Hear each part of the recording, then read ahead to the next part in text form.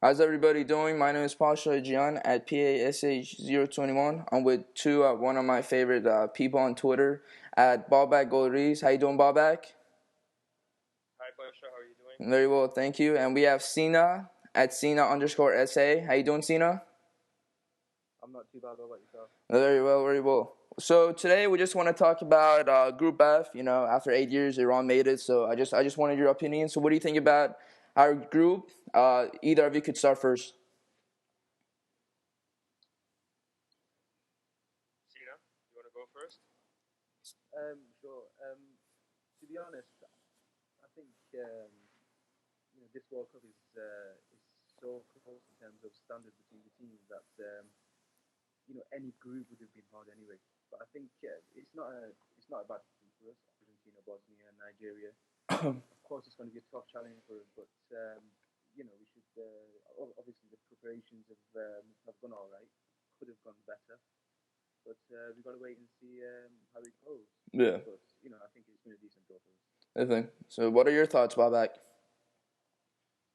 Well, initially during the draw at the World Cup, I was worried we are going to fall in another group. But Yeah. when our name came out of the pot, I was thinking it could have been better, could have been worse in terms of the strength of the teams. Uh, Preparations generally have been relatively well. The training camps after the initial hiccups in South Yeah. Africa, things went well in Austria. Uh, I think if we want to qualify for the second round, we might as well do from this group. So Yeah. if we play to our potential, I think we do have a chance. True. So, what I was thinking, with all these sanctions on Iran, all the hardships we've been through, generally, I think for preparation wise, it was pretty good. At least, our local players were training in Vienna, in Austria. And then we went to, and they were training in South Africa. And then we went to Vienna. So it was pretty good. I think the biggest problem would be that fitness level for the players, because the hype is all about in the first half, and usually Iranian players tend to fade away in the second half. So I think it'll be interesting to see how Iran will cope during Group F with with the likes of Argentina, the African champions, and now Bosnians coming through with Jago, Pjanic, So it'll be very interesting to see how we're gonna do. So, what do you guys think about tactic-wise? How do you think Karis is gonna tactic-wise line up with 4-2-3-1 or 4-3-3? What are your thoughts? Either of you could go first. I think it's looking like a 4-2-3-1 slash Mm-hmm. 4-4-1-1, Right. which is pretty much what we played throughout the qualifiers. Yeah. The difference is that over the recent training camp, what he's done is doubled up on both wings.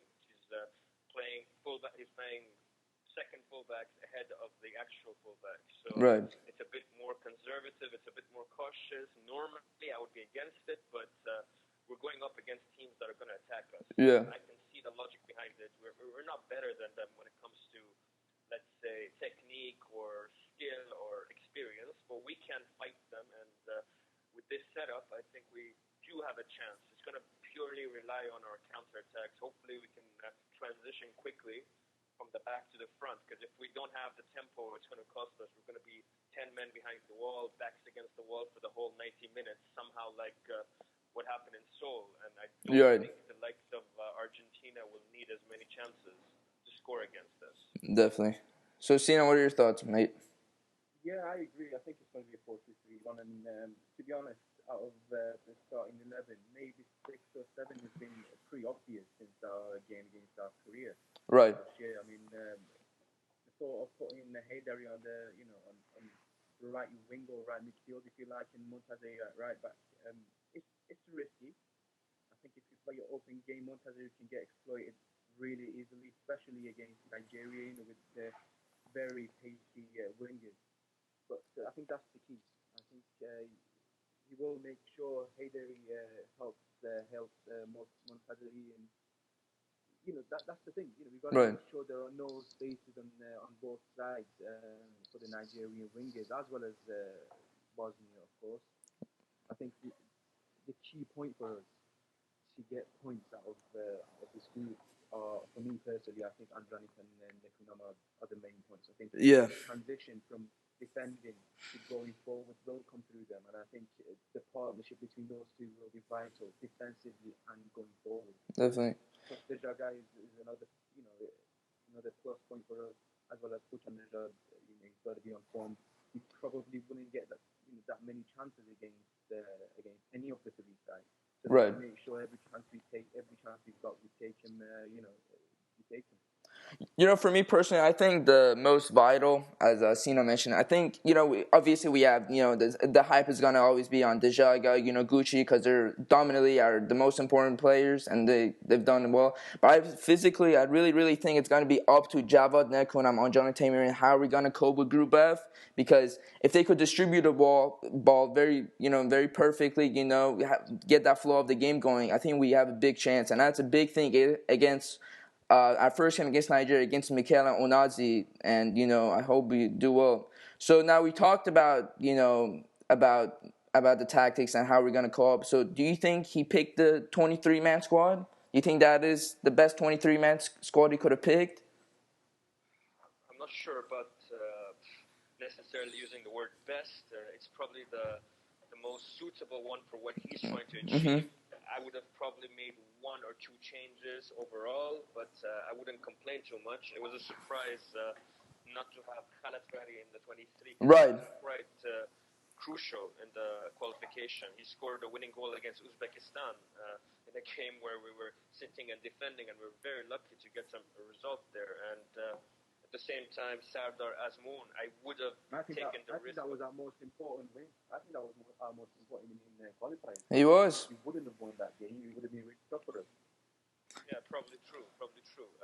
Sardar Azmoun, I would have taken the risk of putting him in the 23 instead of having an extra defender, someone like Khanzadeh or Mahini, who will probably not get any minutes. I mean, it's better to have a youngster who is confident, maybe a little bit arrogant even, and naive, and you can throw him in and late in the game, and he could make a difference. He's clearly got potential. He's a bit inexperienced, yes, but that's the kind of joker in the pack which every squad could use. So I was a little bit surprised when his name was cut, but there were a lot of rumors that there were some other issues in the training camp to do with his attitude or his agent's presence.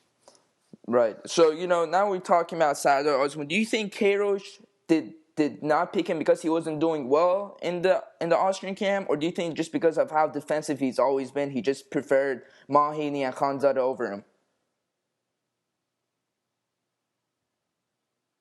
Sina? Are you talking to me or Sina? Yeah, like anyone. So I just leave it open to discussion. I think it's nothing to do with the fact that he likes defenders. I personally think it was something to do with attitude. So we probably wouldn't know the truth, but Queiroz has he puts a lot of weight on discipline, attitude, personalities, etc. Hashem Bekzadeh, they're giving him a lot of time to be fit.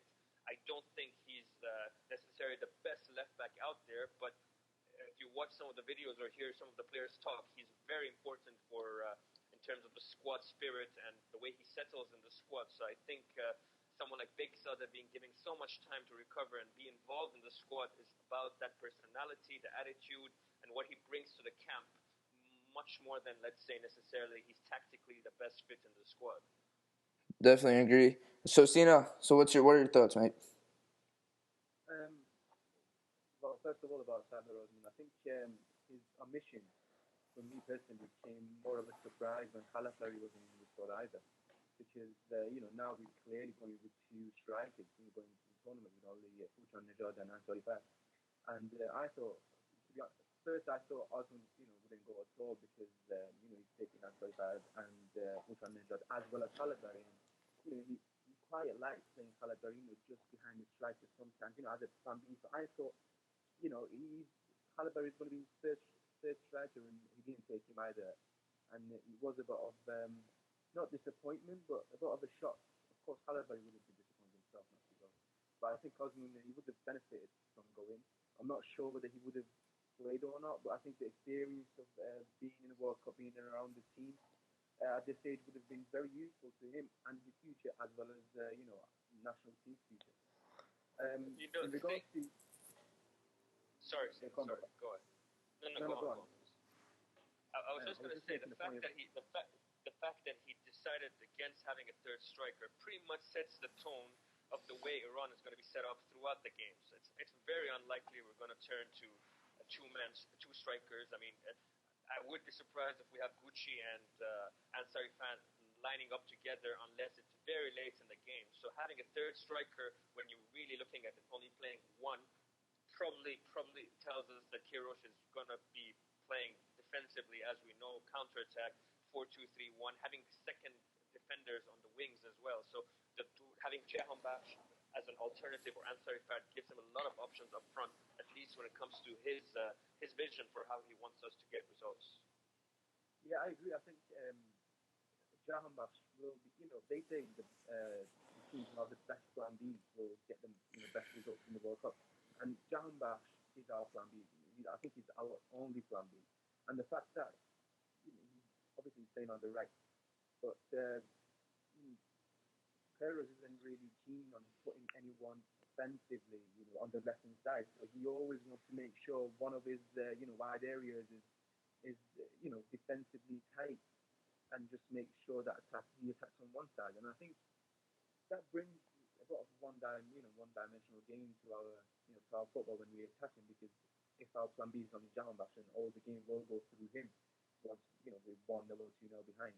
So I think that is a bit of a disappointment. I'm not sure if we go behind, we'll be able to get back into the game at all. Obviously, you've mentioned you only got two strikers, but I think even our midfield, it's not mobile enough, to get forward quickly and get back. So I think if we go 1-0 down, it'll be a lot of effort for us to get back into the game. I just wanted to make one more point about the left back spot as well. Of course, I agree with Barak. I think his personality was one of the key points that he was in the squad. But Koura clearly sees something in him, and I don't know what it is. I don't know what it is, but he's been so keen on playing him on the left, on the left back spot. For a while, I thought it's because of the partnership he's had with Montazeri and Saudari. I said that a lot, but I don't know what it is, and he seems to be a very key point for him in that defense. To send him to Brazil with 2-3 weeks to go, not sure if he's going to get recovered back in time. So I think he will be one of the first names on the team sheet if he's 100% fit, of course.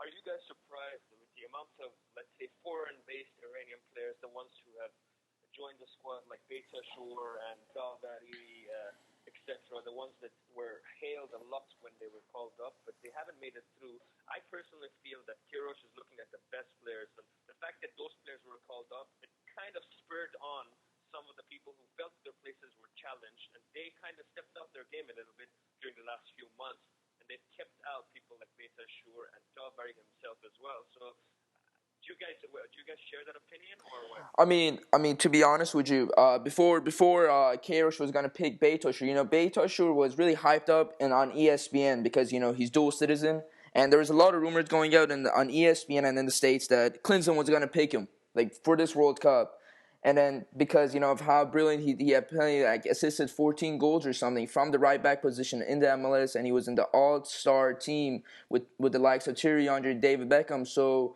I was really, really, really honestly surprised that he picked Iran over US, just because of, I just feel like he's really more into the likes of, he's more American as opposed to Iranian. But the thing that I like more about Beytoshur is that he just brings hype to the game. Like I've watched him play for Vancouver Whitecaps a couple of times, and he's just a really great right back. He sells right, he defends. He doesn't. If we look at Haj Safi, he attacks, and the left back position is all open, and then they kill us from the left.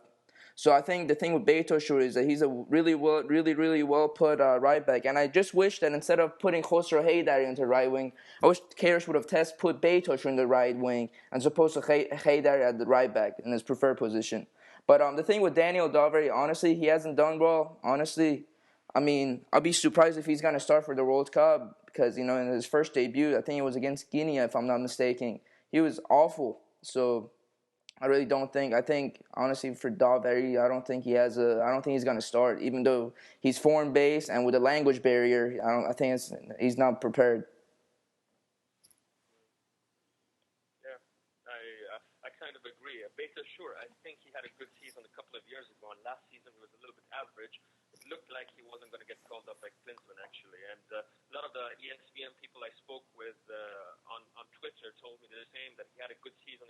Right. He kind of faded a little bit after that, so it wasn't likely he was going to get called up for the U.S. I very highly doubted that anyone would choose. I mean, someone who's grown up in the U.S. would choose to play for Iran if he Yeah. could represent the U.S. The same thing went with Ashkan Dejaga. When he chose us, it was clear that he was never going to break into the German team anymore. Gushan Inajad as well. I think these players, they feel a strong affinity to the country that raised them as well. And once they realize that there's no chance for them to make it with their country of where they've been naturalized, they kind of accept the call. And that's why a lot of the times we see this, will he, won't he accept this call up, and it takes a few months for them to go through the do's and don'ts.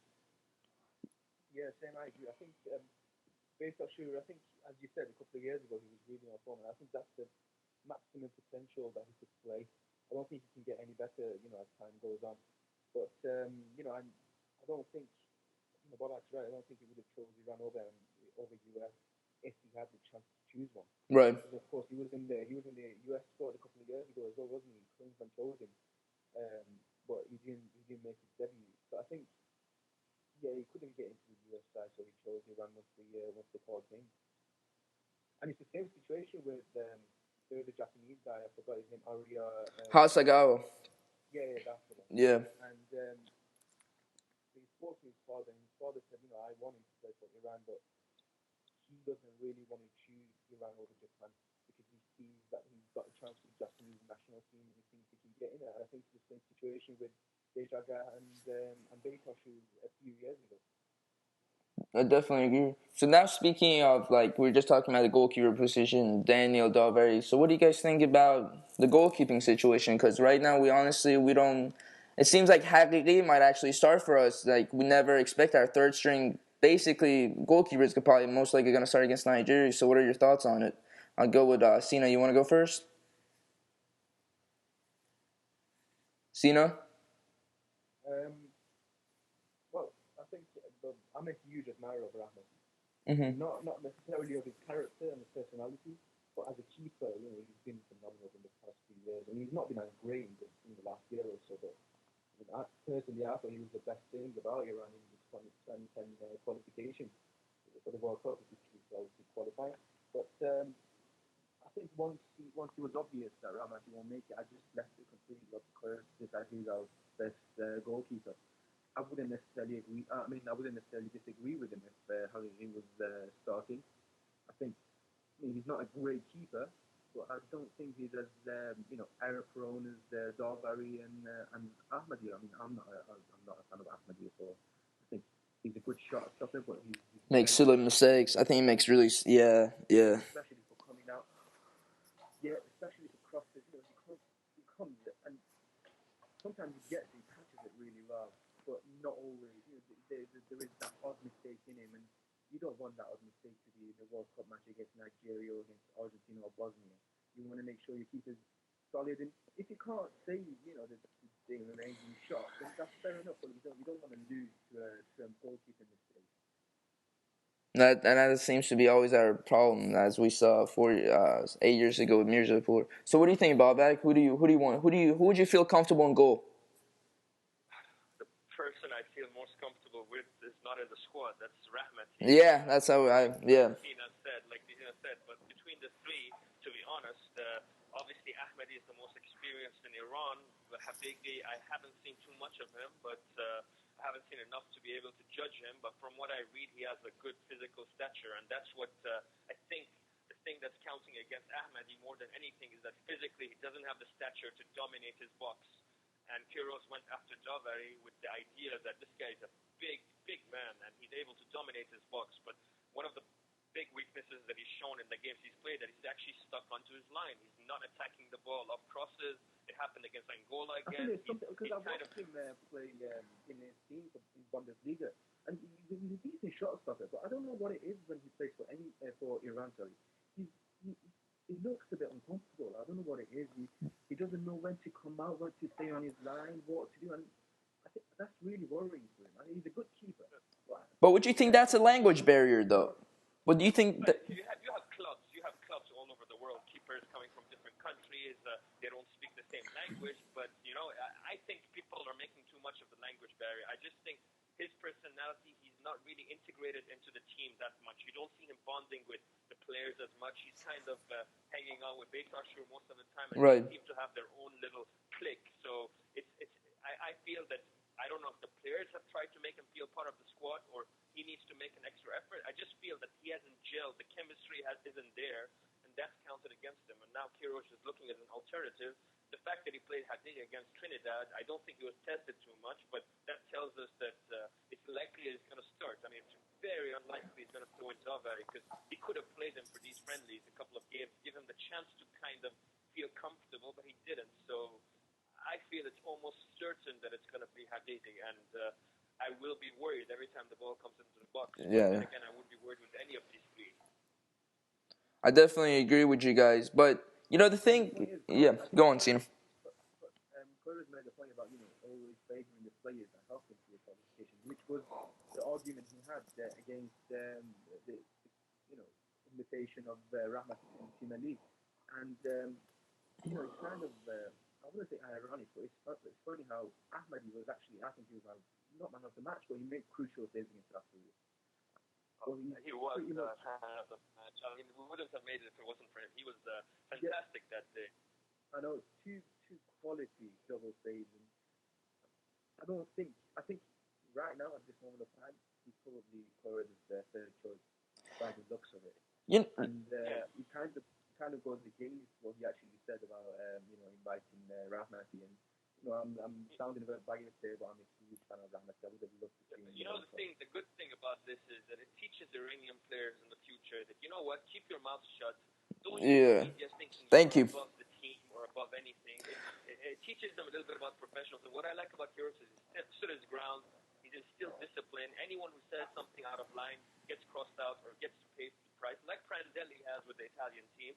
Rahmati, I know he's gonna live the rest of his life regretting why did he do whatever he did. I mean, whatever was going on behind the scenes, it could have been dealt with behind the scenes rather than bringing it out in the public, giving these vague statements about there are some things going on and I can't talk about it. It's a typical Iranian mentality when it comes to the mysteries of Iranian football domestically. Everyone comes out, they want to say something, but they don't say it. They keep everyone wondering and guessing what's going on. It's just to stir the pot, and it doesn't help anyone whatsoever. And Rahmat is going to regret it, and I think we may even regret. I mean, the ramifications are it's going to affect the national team as well. I hope it doesn't, but it probably may. I mean, correct me if I'm wrong. I'm sorry, Sam. Just one second. We're speaking about Rahmati. Correct me if I'm wrong, but I think he did the same thing with Taliblu. And that's like when Taliblu was a goalkeeper. I feel like when he got invited, he was just like, I should be the first team goalkeeper. And I think that would, correct me if I'm wrong, I think he had the same conflict when he had with his club right now too, as opposed to why should Taliblu start above me? Isn't that I certainly believe it was because Queiroz was trying to invite Daniel Dover, and because he believed that Daniel Dover is a foreign player and Queiroz is a foreign coach, and I feel like he just felt like it's not right, But the thing could be saying, the same could be said with Reza Gucanejad. As soon as he got invited, or Dejaga, a lot of critics said that why are you supposedly inviting these foreign players? These are not actually Iranians. And look, that goal he scored in Seoul took us to the World Cup, and everybody shut their mouths up after that. And I think it's just all this Iranian mentality. Go on, Sina.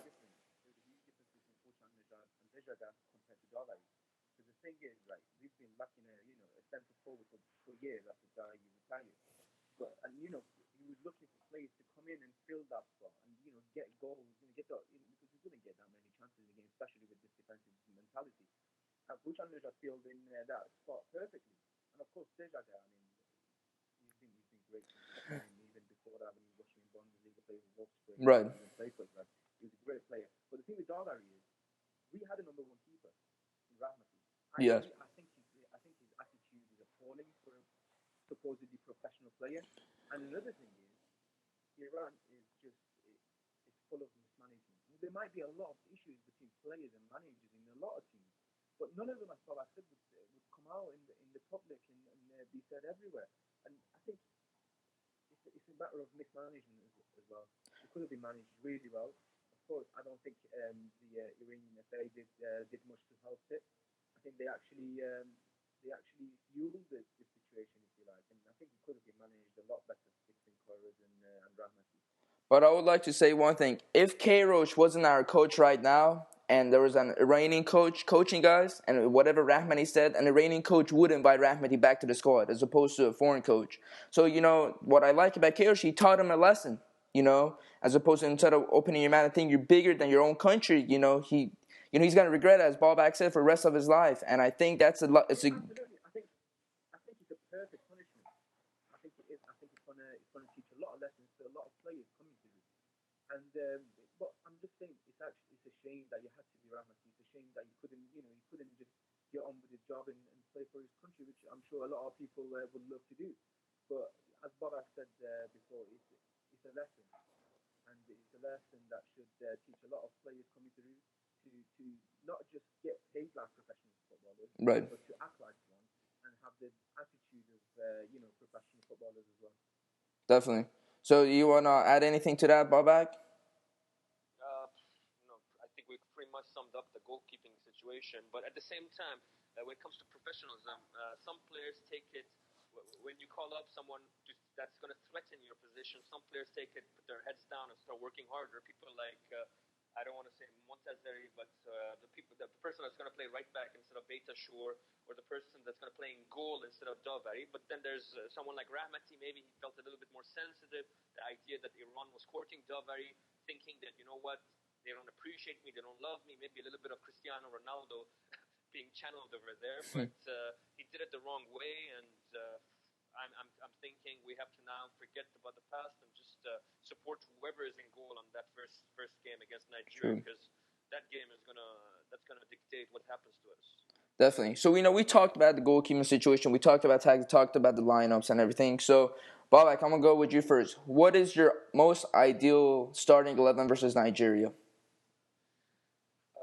I think we're past the point of thinking of what I or you or anyone else would Right. want. I think What do you think Kairosh will pick? Let's say that. What do you think Kairosh will pick? Yeah, exactly. I'm gonna say that I think he's gonna line up with Haqiqi in goal, Sadeghi and Hosseini in centre back. He's gonna play Pouladi almost certainly at left back. He's going to play Montazeri at right back, which really worries me because he's a centre back and he's probably one of our two best centre backs. And he's going to be playing right back. He doesn't have the mobility, and him going up against what it looks like it's going to be Victor Moses or Musa if they Right. Ahmed Musa if they interchange on the wings for Nigeria. It's going to be difficult because I remember in Seoul he was turned inside out a few times as well. So central midfield obviously it's going to be Ando and Nekunam, and then you're going to have Dejaga, who's going to be roaming behind Guchani Nejad, and looks like Haj Safi may have won a place at the left side to kind of add protection to Pouladi, and Haydari will do the same on the right side for Montazeri. So that would probably be the lineup on Monday. Probably there's an outside chance that someone like Masoud Shojai may just sneak in, but I wouldn't put too much money on that. So so I see Bobak said you're a lineup. So Sina, what do you think? Do you agree, or do you have a whole completely different set? I think there isn't too much space to roam about, isn't there? I think Yeah. that is our lineup. I would go with Hariri in there. I think as I said, he's the least error prone out of the three. I think. And the thing about Montazeri is as well against Guinea in the friendly, he was really open, and it's because of the way we played against Guinea, which was an open game in the first half. And we don't play open again. Struggling. Yeah, that's the point. He was really struggling. So unless we just complete the same back, which is what we are going to do, he would struggle. But I think considering the fact that we're just going to defend and we're going to keep it solid at the back, he might actually turn into a positive. Because I think once we are completely on the back foot, I think we might be playing with five at the back. With Hayley, Yeah, exactly. Switching to right, Right. just to right back. I was just gonna say that. Playing centre back along with the other two, Sadavi and Hosseini. Exactly. So that's how I see it.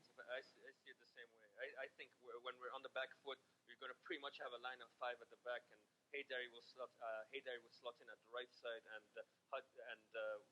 Pouladi will stay on the left. So it's going to be five at the back. Right.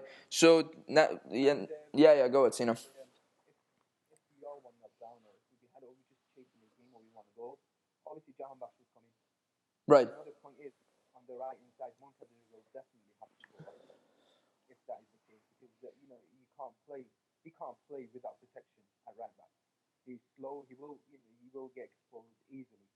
And if John Maxey is coming at half time or after 6 or 7 minutes, I think Montezeri has to go off as well, and someone like Beitashur or Mahini has to come in at right back. So now we see that there's a lot of issues obviously at right back with Montezeri and stuff. But would you feel comfortable if I told you guys? What if I told you guys that Karish picked Beitashur over Montezeri for right back position, and instead of having basically three center backs in the game, how about just put Beitashur and then put Hosseini and Sadeghi in center back, and then left back probably Pouladi. So would you guys disagree with Beitashur being right back as opposed to Montezeri? If you tried him out a couple of games first at right back, I would be more comfortable. Right. At this stage, it's a bit. Look, we're going to have to be cautious right now. I mean, there's no time for risk, especially in the first game. The first 15 minutes are going to be crucial. We're going to definitely be. I hope we start on the front foot. We can put them back a little bit and give ourselves some breathing space. Because if they start like a house on fire, the first 15 minutes are going to be crucial. If we concede a goal, it's very difficult to see this Iran team ever breaking down teams. Our biggest problem in the qualification, and in reality in the last 10 years, has been breaking down teams, especially the Middle Eastern, the Arab teams. When they sit back and pack the defense, we don't have the tempo, we don't have the creativity, we don't have the transition to threaten the opposition. And our best games are usually played against teams like Japan, Korea, or Saudi Arabia. Teams are more adventurous, and we actually use the space in the counter attack. So the group kind of lets us play to our advantage. So at this stage, I would say it's a bit of a risk throwing in Beitashur. Right. So your thoughts, Sina? Yeah, same. I don't think Beitashur will start. So, but another point I wanted to make is Harshafi at left wing though, left midfield if you like. I think that change is just for the game against Nigeria. Right. I think because Koira has pointed that out himself, and we all know that first game is so crucial, and we need at least 1 point. So he's gone even more defensively with Harshafi at left back. He wants to make sure we at least we're still in the game after 16, 70 minutes before getting advantage. And listen, the conditions of Brazil. We're sitting back, we're defending. We might not use that much energy. Whereas Nigeria, I think they're going to attack, especially within the first 30 minutes. Because they're looking at their fixture list and they're seeing they have to play against Iran first, then Bosnia, and against Nigeria. They don't want their fate to go into the last game against Argentina. They want to get maximum points against Iran and Bosnia, and they will completely come out of block play against Iran. And I think that might just be a positive for us because obviously we're good at it. That's how we got into the World Cup, observing pressure and then getting teams on the counter. So I think if we can keep it tight for the first 60 minutes, then we might be able to even nick a goal and win the game or get a point. Right. So, but we're talking about the first 15 minutes, but we've seen how our players, start of second half, they just fade away. Do you think right now, Kairos has obviously helped us with fitness level a lot. So, do you think the players could cope with the fitness level up to the first start of the second half, or do you think it's all going to depend on the first half? And they're just going to sit back, complete the whole game, and then just suddenly just counterattack? I think it's the last 2 months is purely about getting the fitness levels up to a level, and I think that if he hasn't been able to do it, then no one else will, because the whole two training camps for 2 months, he's been working on the fitness levels. We've ignored the performances, we've ignored many things, but it's about setting up the tactical shape and getting players up to the fitness level. So I'm actually expecting a much improved Iran performance in terms of fitness compared to 2006 when at the 60th minute, until the 60th minute, we were matching all three opponents. But from the 60th minute onwards, the empty tanks meant that we had nothing to do other than Andronik Teimourian, who was still running around until 90th minute. Everyone else had their heads down and they were just faded. So I think that fitness-wise, if I had to put my money on it, I think we'll be better than we've been before. Right. Do you got any thoughts, Enoch? Yeah, I agree. I think the fact that he's been concentrating on fitness levels so much just shows how important it is, to go into this tournament, with the same standards, fitness-wise as the other three teams. And I think it's going to be crucial, especially for our midfield, because they're going to be doing a lot of chasing, a lot of putting pressure on the opposition, especially in our own half. So I think it's going to be really crucial, and we will see changes because the players will get tired. And that's the thing I'm worried about, making sure our substitutes are up to the game because we don't have time for them to settle into the game, and then by then we might be 1 or 2 behind. So Right. I think it's important for the substitutes as well to be ready once they come on, mentally and physically. So I'm pretty sure you guys watched Nigeria play a couple of preparation games before Brazil. So if I had to ask you one question, who do you think is going to be the most vital player to defend against them, or who do you think is the one that Iran should watch out for? Who would you guys pick? I would say the front three are the most dangerous. Moses and Musa will probably start on the wings, and then Emenike up front. I would be more worried about Moses and Musa running at our two fullbacks. Right. And you, Sina? Yeah, completely. I think I'm a huge fan of Ahmed Musa. I think he's one of those that will shine during the World Cup and will move to a much better team than and you give him space and they will exploit it. And I think it's really important to give him absolutely no space whatsoever. And I think those three are really important. Definitely. So now just in all honesty, we're just about to close this really soon. So in all honesty, what do you guys prediction? Can Iran advance to the next stage or not? And where do you think Iran will stand? Fourth, second, third? What's your thoughts? Sina, you want to go first? To be honest, I think the ideal situation personally for me, I think the ideal scenario is to get into the last game against Bosnia and have hopes of getting to the next round. To be honest, I'm not too bothered how the Bosnia game goes at that point, but I don't want to go into the Bosnia game knowing that we've knocked out already.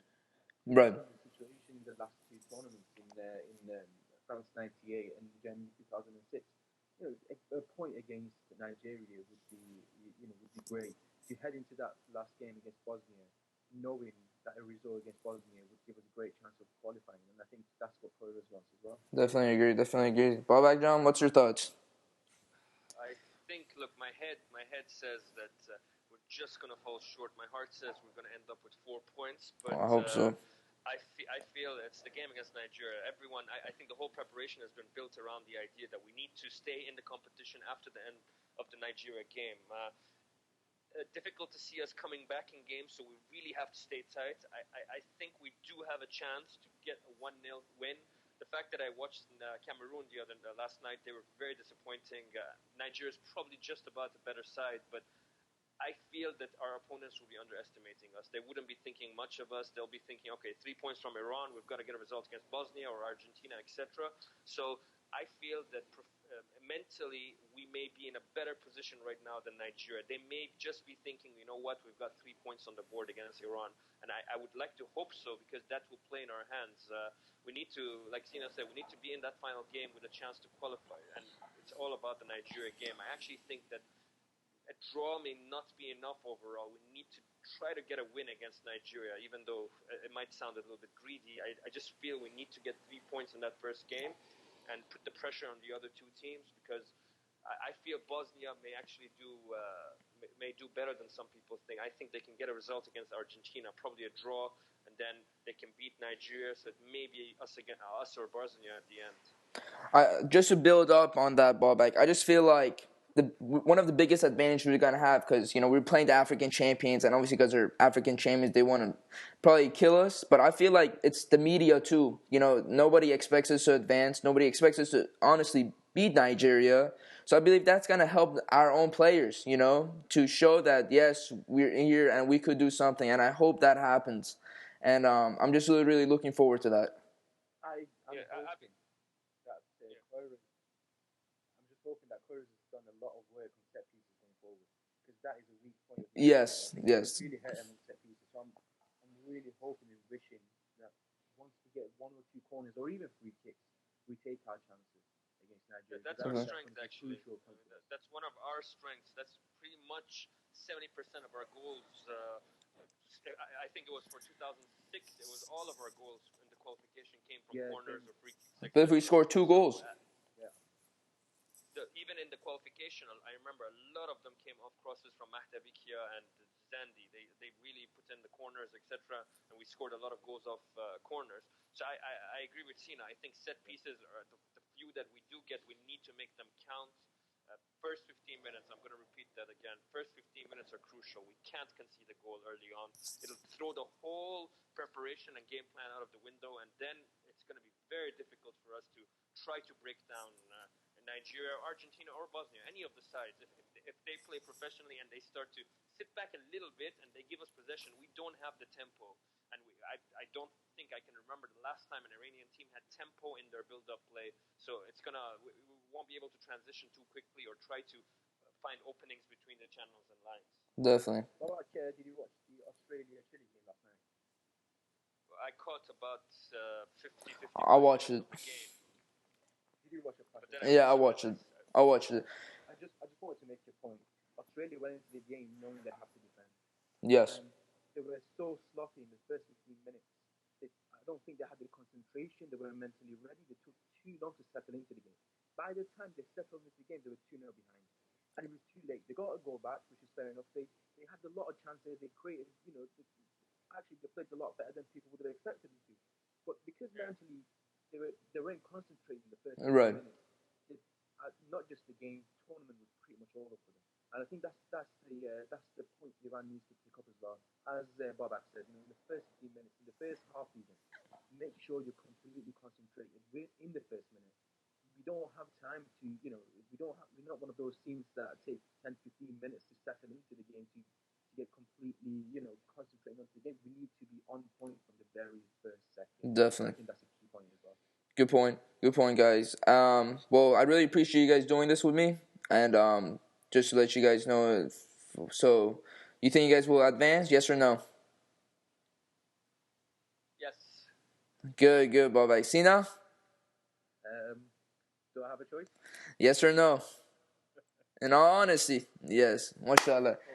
Thank you guys for coming on. Look, I Going. think we Bye-bye. need to root together. We need to be really. I'm really hyped up about it. I feel we need Same. to do a hearts check tomorrow, before the game starts. Yeah. 270 minutes of sitting and clearing the ball and hoofing it away. We'll go back to think about Australia all those years ago in 1997. It's going to be that sort of mentality, that sort of performance that can get us through. It's not going to be easy, so if we do advance, we definitely deserve it. Definitely. Thank you, guys. One thing I just want to say for the viewers, at Babak Golriz, Babak Golriz at Babak Golriz. That's his Twitter. And as for to follow Sina, it's at SINA_SA. And on myself is Pasha PASH 021. So thank you guys. I really appreciate you guys coming on, and I hope to hear you guys from you soon. And do Iran. It's a pleasure. It was a pleasure. All right, mate.